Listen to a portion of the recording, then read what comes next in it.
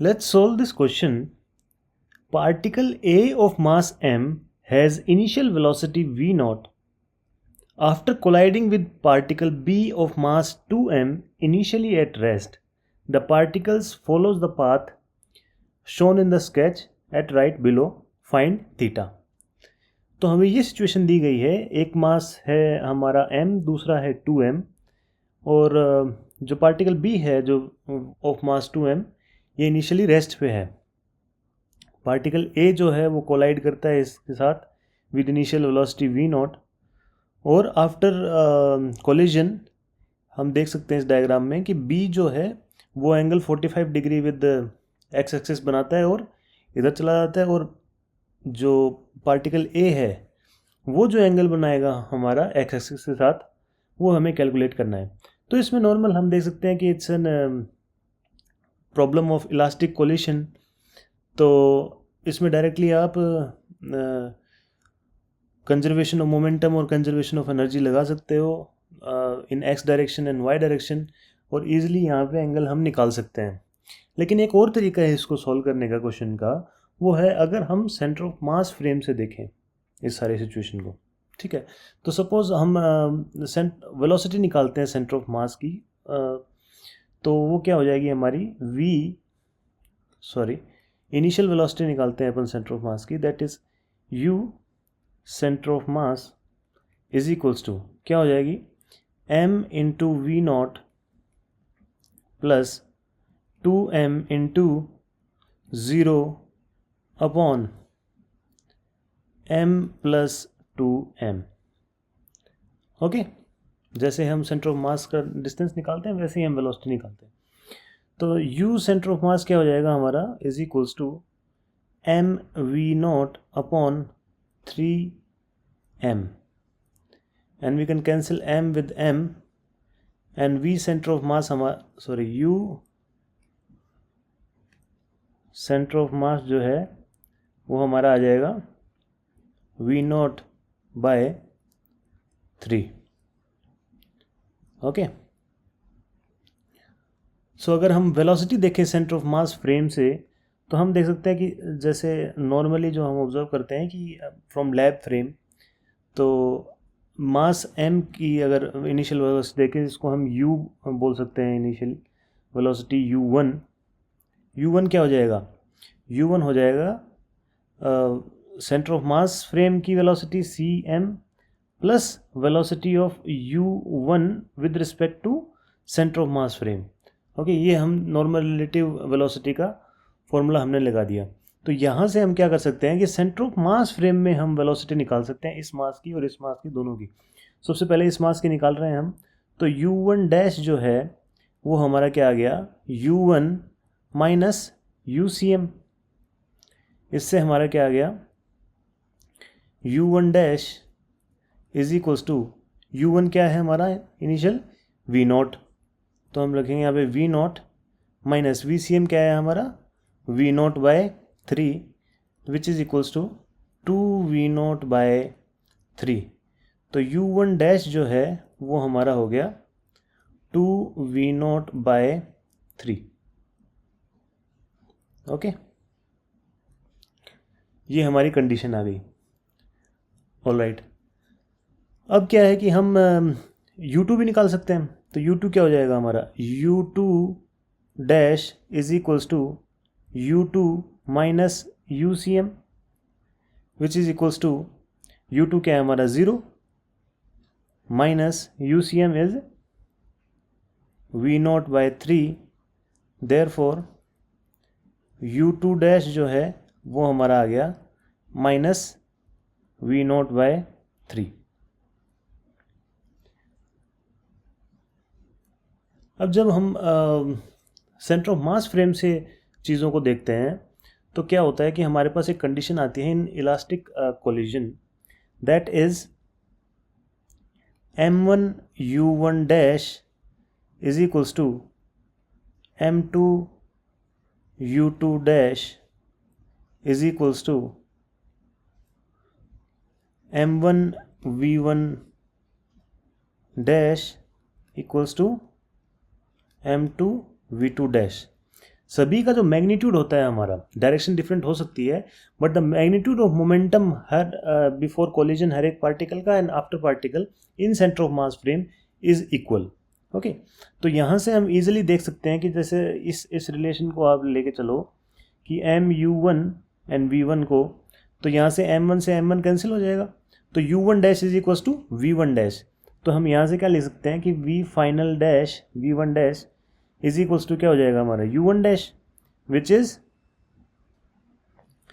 2v0 by 3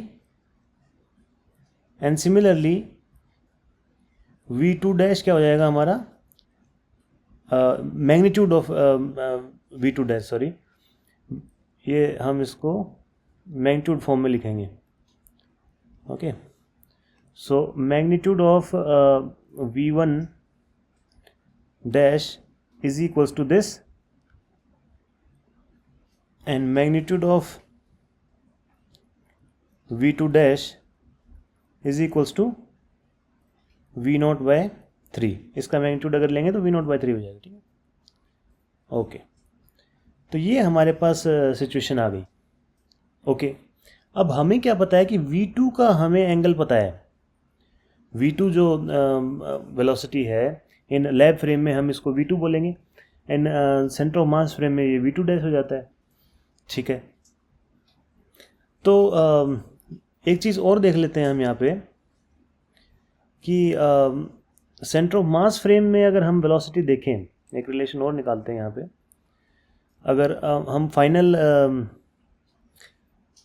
velocity निकालें centre of mass की with respect to centre of mass, centre of mass dash निकालें, तो वो क्या हो जाएगा हमारा m v1 dash plus 2m v2 dash upon 3m।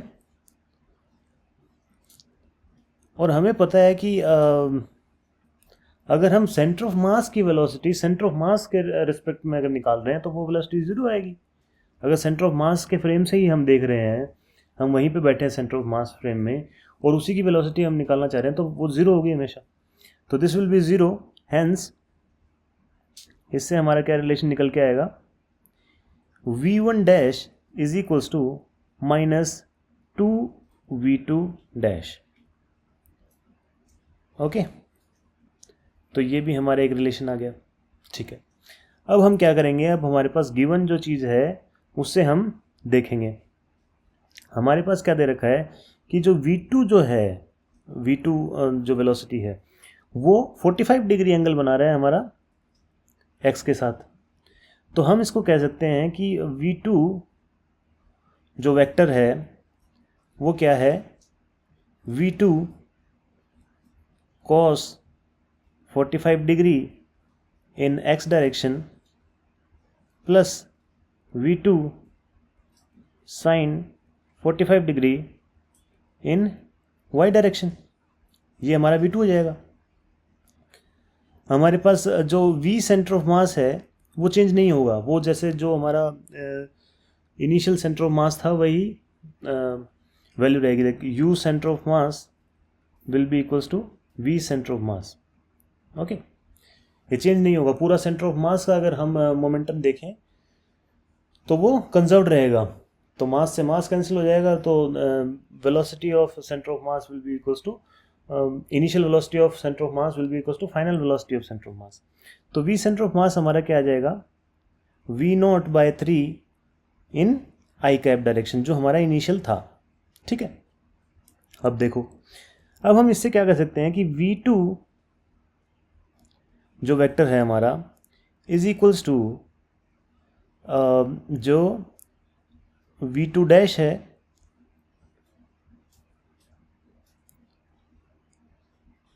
Plus v centre of mass. Okay, तो यहां से अगर हम v2 निकालें, v2 dash centre of mass frame में, तो वो हमारा क्या आ जाएगा, वो हो जाएगा v2 minus v centre of mass which is equals to v2 dash हो जाएगा हमारा यहाँ से देख सकते हैं हम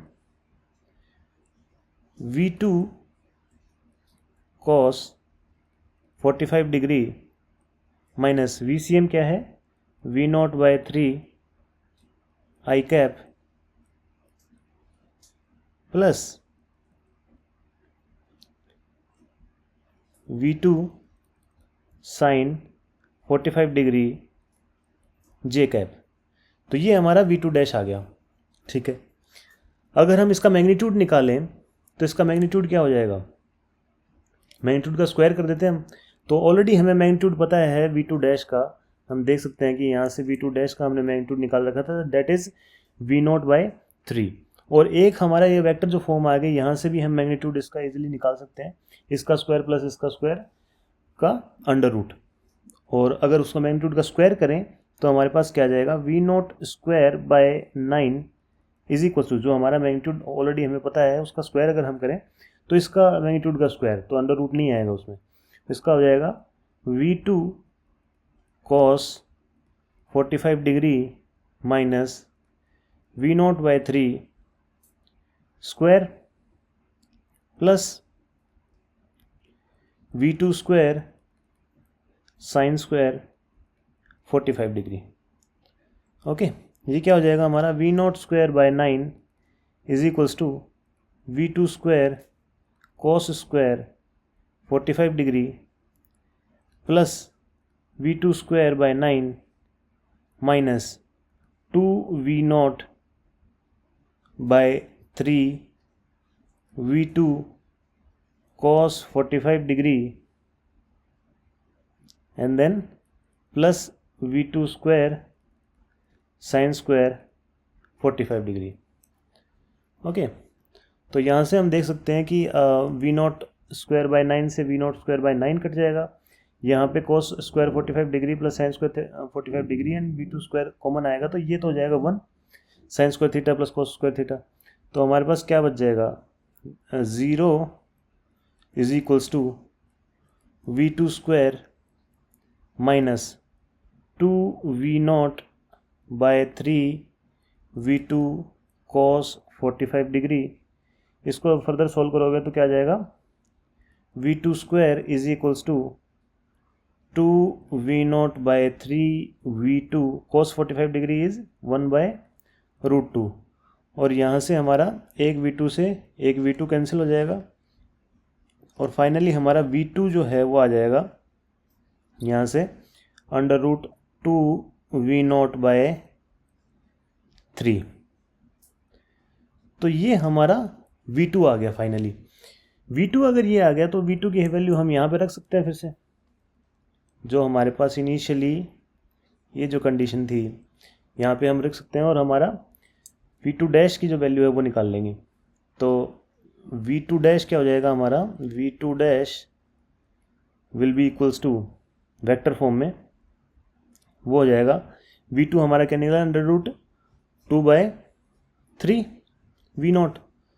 तो यहाँ पे क्या आ जाएगा, under root 2 by 3 V0 and cos 45 degree is 1 by under root 2 minus V0 by 3 I cap plus V2 क्या है, under root 2 by 3 V0 into sine 45 degree is also 1 by under root 2 J cap. ठीक है, तो यहाँ से क्या हो जाएगा हमारा, V2 डैश आ जाएगा, यहाँ से अंडर रूट 2 से अंडर रूट 2 कैंसिल हो जाएगा, यहाँ V0 by 3 minus V0 by 3 is 0।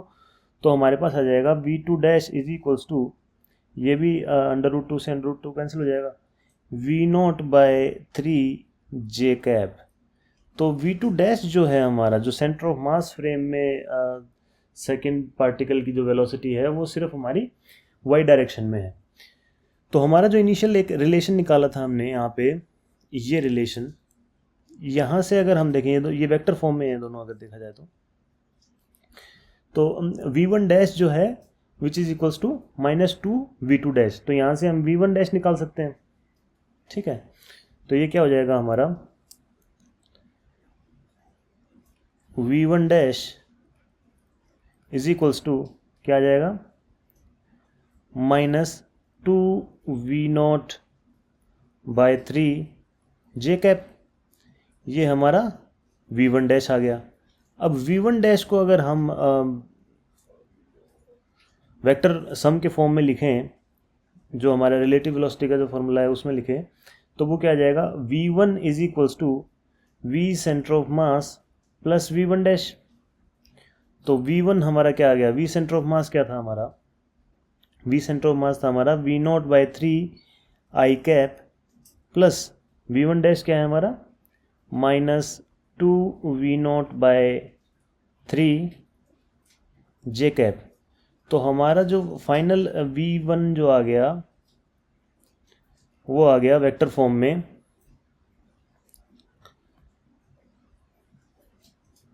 v0/3 I cap -2v0/3 J cap. ये हमारा फाइनल जो फर्स्ट पार्टिकल है उसकी वेलोसिटी आ गई वेक्टर फॉर्म में। और अगर वेलोसिटी वेक्टर फॉर्म में हमें पता लग गई और उसके जो हमारे कंपोनेंट्स हैं वो सारे v0 के फॉर्म में हैं, तो हम इजीली एंगल पता कर सकते हैं। एंगल क्या हो जाएगा हमारा, tan theta is equals to this component divided by this component. तो अगर आप नेगेटिव कंसिडर करना चाहो तो कर सकते हो, बट अगर सिर्फ मैग्नीट्यूड निकालना है एंगल का तो विदाउट नेगेटिव भी हम यूज़ कर सकते हैं इसको। तो that will be 2v0/3 divided by v0/3, correct.